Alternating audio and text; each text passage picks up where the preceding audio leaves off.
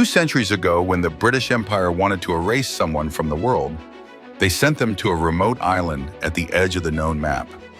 Today, the chains and guards are gone, but the land still holds echoes of the past. Volcanoes frozen in time, cliffs crashing into the ocean like walls made by giants, and creatures so fierce they were named after the devil himself. This is Tasmania, a place that once imprisoned souls and now feels like paradise. For thousands of years, the Palawa people navigated these waters in peace. In 1803, the British arrived with a far harsher vision. They saw this rugged peninsula with its narrow land bridges, towering cliffs, and relentless sea, and decided it was the perfect natural prison.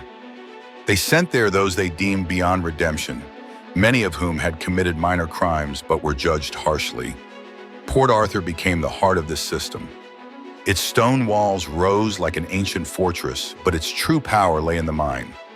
Built on the panopticon principle, a central tower could observe every prisoner, even when they didn't realize they were being watched. Silence was enforced. Men spent years working and sleeping in absolute quiet. Some lost their minds, while others hatched escape plans that seemed impossible from the start. Today, visitors explore these ruins at night on ghost tours, reporting strange sensations, footsteps behind them, and faint whispers. Whether imagined or real, the echoes of suffering linger. For those daring enough to escape, another terror awaited, a narrow strip of land connecting the peninsula to the mainland. Authorities set up the infamous dog line, dozens of ferocious dogs chained across the passage, barking through the night, forming a living wall of teeth. It sent one clear message: no one gets past. Even the coastline felt like a trap. A tessellated pavement, rocks split into perfect geometric shapes, rectangles and tiles that seem man-made but are carved by millions of years of pressure, tides, and erosion. At the peninsula's edge, cliffs rise straight from the ocean. Cape Howie's 300-meter dolerite walls plunge into the waves, with sea stacks standing like stone needles. For convicts, these cliffs were the ultimate barrier. For today's visitors, they are a breathtaking testament to nature's power. Further north, Wineglass Bay curves in white sand and turquoise water, paradise at first glance. Yet its name comes from a darker history. In the 1800s, whaling stations here turned the waters red with blood. Today, the bay is clear, with dolphins gliding where whales once suffered. Nearby, Maria Island holds crumbling convict ruins beneath dense vegetation. Painted cliffs glow in orange and yellow, formed by iron and sand pressed into patterns. But the true rulers are wombats, waddling confidently and digging burrows longer than a tennis court. Tasmania was also home to the legendary thylacine, the Tasmanian tiger, officially extinct since 1936. Yet sightings continue, striped shadows at dusk, grainy photos every few years. Nothing confirmed, nothing disproven. As the coast softens, small towns like Swansea appear, alongside wetlands like Molting Lagoon, where countless birds gather. At night, little penguins emerge from the sea, marching up the beach just as they have for thousands of years. While the coast tells Tasmania's human story, the highlands reveal its wild heart. Cradle Mountain towers above Dove Lake like a cathedral of stone. At sunrise, its peaks reflect perfectly in the water. Nearby, Lake St. Clair, Australia's deepest freshwater lake, was carved by glaciers thousands of years ago.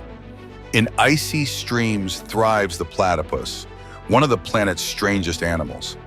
When first discovered in 1798, scientists thought it a hoax: a duckbill, beaver tail, otter body, venomous spurs. Yet here, it hunts successfully, eyes and ears closed, guided by the electrical signals of its prey. Mount Osa, Tasmania's tallest peak, stands shrouded in snow for much of the year. From its summit, the entire island stretches wild and rugged.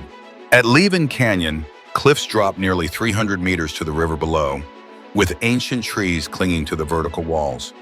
On the forest floor, echidnas wander slowly, searching for ants with long tongues. The rainforests feel timeless. Waterfalls like Philosopher and Liffey Falls spill over mossy rock, while tree ferns unfurl like prehistoric umbrellas. Hidden Huon pines are over 3,000 years old, seedlings from long before the Roman Empire. The northeast coast is marked by giant granite boulders glowing bright orange, Tasmania's famous Bay of Fires. Lichen paints them in colors like flames against white sand and turquoise water. Launceston is split dramatically by the South Esk River Gorge, while the northwest, the Nut, a volcanic plug, rises with sheer cliffs and a flat top, a remnant of an ancient volcano. Nearby, Grindelwald, a Swiss-style village, seems transported from Europe, with kangaroos hopping through the surrounding farmland. Hobart spreads along the Derwent River like a watercolor painting. Sandstone homes on hills, historic warehouses along the waterfront, and Salamanca Market bustling on weekends. Bellarive offers calm beaches, a cricket oval, and sometimes a surprise visit from Neil the seal, a southern elephant seal. Above the city, Coonanyi, Mount Wellington, offers panoramic views of Hobart and its coast. Beneath Berrydale sits Mona, the underground museum of old and new art, transforming Tasmania into a global cultural destination. Eastward, Richmond Bridge, built by convicts 2 centuries ago, remains Australia's oldest stone bridge. Nearby, the modern Tasman Bridge stretches across the river like a silver ribbon. From here, roads lead into Tasmania's wettest, most remote forests. Russell Falls cascades in 3 tiers, while Powdermelons move silently through the undergrowth. The Gordon Dam towers between canyon walls, powering much of the island while holding back a deep lake. At Tasmania's southern edge, Bruny Island extends toward Antarctica. Cliffs rise like colossal walls. The Cape Bruny Lighthouse guides ships since 1838, and the air is among the cleanest on Earth. Orcas patrol the waters, and on clear nights, the southern lights paint the sky in green and purple. Once designed as a place to vanish, Tasmania now stands as a sanctuary for life, wilderness, and beauty. One of the rare places on Earth with a negative carbon footprint. If you enjoyed this journey, hit like, subscribe, and tell us in the comments which part of Tasmania captivated you the most. More adventures are on the way.